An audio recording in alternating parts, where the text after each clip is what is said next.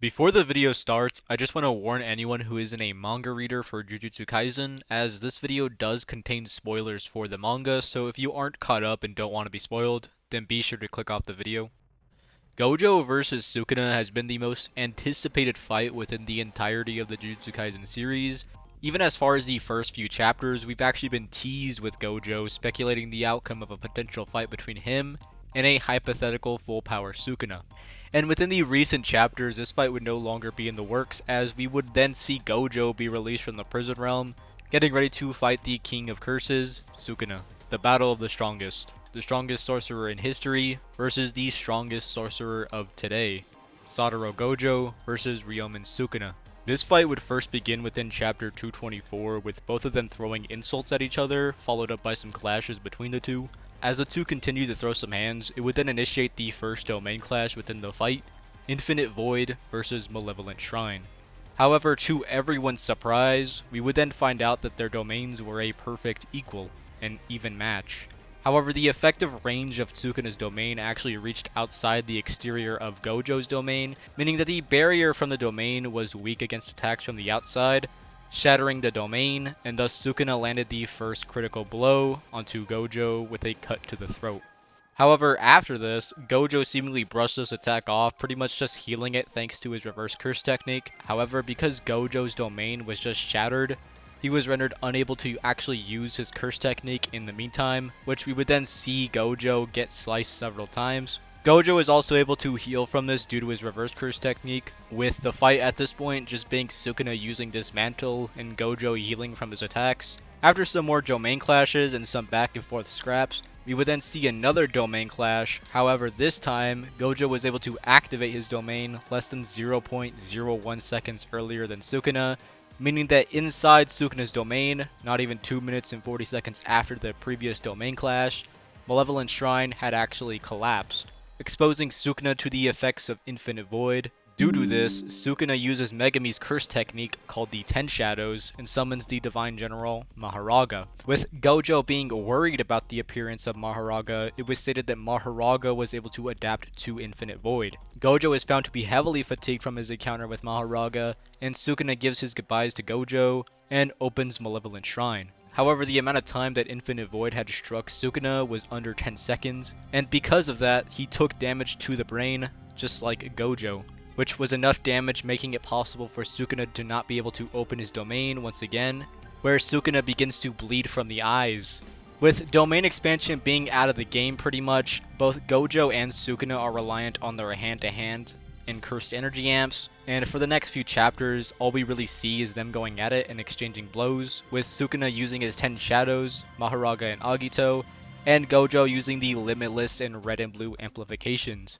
However, in chapter 235, we would then see Gojo preparing to use his final trump card, Hollow Purple, with Gojo chanting the words for Azor within the condensed time and unleashing the fusion of red and blue curse techniques into Hollow Purple, with it engulfing both Sukuna and Mahoraga, creating a giant blast and Sukuna being in a critical condition, with the students explaining how Gojo has won the Battle of the Strongest.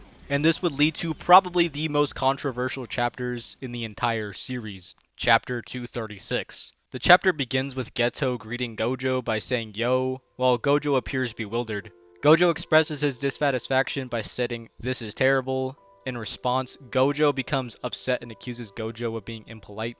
Gojo mentions that he had previously instructed his students about the concept of being alone when one dies, but he hopes that this is merely a figment of his own imagination. Geto responds indifferently, asking why does it matter, which in response Gojo begins to explain the significance, which regards his father. However, he quickly changes the subject, stating that he entrusted the matter to Shoko, implying that everything is fine in that regard.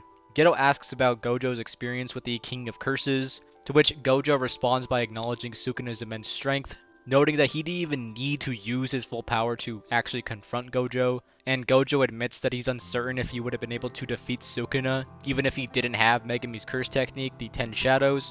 Geto expresses surprise that Sukuna managed to make Gojo, of all people, admit that. Gojo states that he poured all of his efforts into the battle. He dedicated his well-trained body, the techniques he had learned, the talent he had honed, as well as his inspiration and explosive powers. He expresses his desire for those efforts to reach Sukuna, hoping that they would have an impact. Gojo concludes by saying that he actually enjoyed the fight with Sukuna.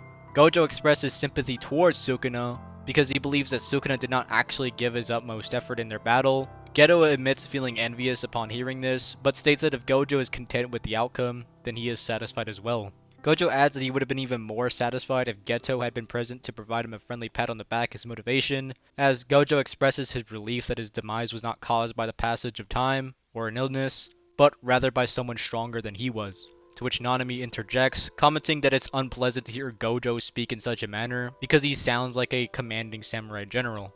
Habari points out that what Nanami said is actually something that everyone noticed but simply didn't acknowledge, and Nanami states that he won't try to rationalize or defend Gojo's final moments, but he will genuinely empathize with him. In response, Gojo expresses gratitude towards Nanami for his understanding and support. When Gojo asks about Nanami's experience during his final moments, Nanami responds by recalling a conversation he had with Mei, and according to Nanami, Mei had given him two suggestions: head in a northern direction if he had sought to discover a new aspect of himself, or travel south if he had desired to remain true to who he was. To which Nanami declares that he didn't hesitate in choosing south, as he shares that his final moments weren't as terrible as he anticipated, mostly due to the presence and support of his friends. If we recall back to a few pages ago with Geto asking Gojo how his fight with Sukuna was, then we would actually see this panel, and this panel actually displays a depiction of a lotus flower, a symbolic representation of both rebirth and purity in several different cultures. Gojo bids farewell to his friends in the afterlife, indicating that his journey is not yet complete, as he still has unfinished business in the world of the living, which prior to him actually leaving his friends in the afterlife, Nanami explained how instead of actually choosing the south option and remaining who he is and staying with his friends, Gojo actually leaves them, implying that he isn't going to remain himself and instead go down a new path, that being the northern option of discovering a new aspect of himself. Now, we already know that within the hidden inventory arc, Gojo during round 2 of his fight with Toji had his Honored One moment, or his awakening to become the strongest Jujutsu sorcerer, in an almost enlightened-like state. Even the Lotus Flower page is depicted as being very similar to an earlier quote within the series: "Are you the strongest because you're Satoru Gojo? Or are you Satoru Gojo because you're the strongest?" We then cut back to the present with Sukuna standing over a seemingly lifeless Gojo, with Sukuna using a slash that had an intended target that wasn't just Gojo, but space, the entire world, existence itself had been sliced, cutting Gojo clean in half. Gojo's in existence, erase your father now? With Sukuna no longer calling Gojo light work and finally saying he was truly a strong opponent, as he will no longer forget Satoru Gojo for as long as he lives. If we look back to what Nanami actually said about Mei's options, what would be Gojo's northern option? Well, the only actual logical explanation for that would be Gojo would no longer refer to himself as the strongest, and would instead embrace himself being Satoru Gojo. As we even see during Gojo's youth, he had almost never referred to himself as Gojo, but instead referred to himself as the strongest. This even carries on into his adulthood, where he was almost never humble, pretty much just being the strongest, and had a reason for saying he was the strongest. So the theory is, if Gojo comes back in a true enlightened-like state, most likely even more so than his Honored One moment, as he would no longer be the strongest, but would instead be Satoru Gojo.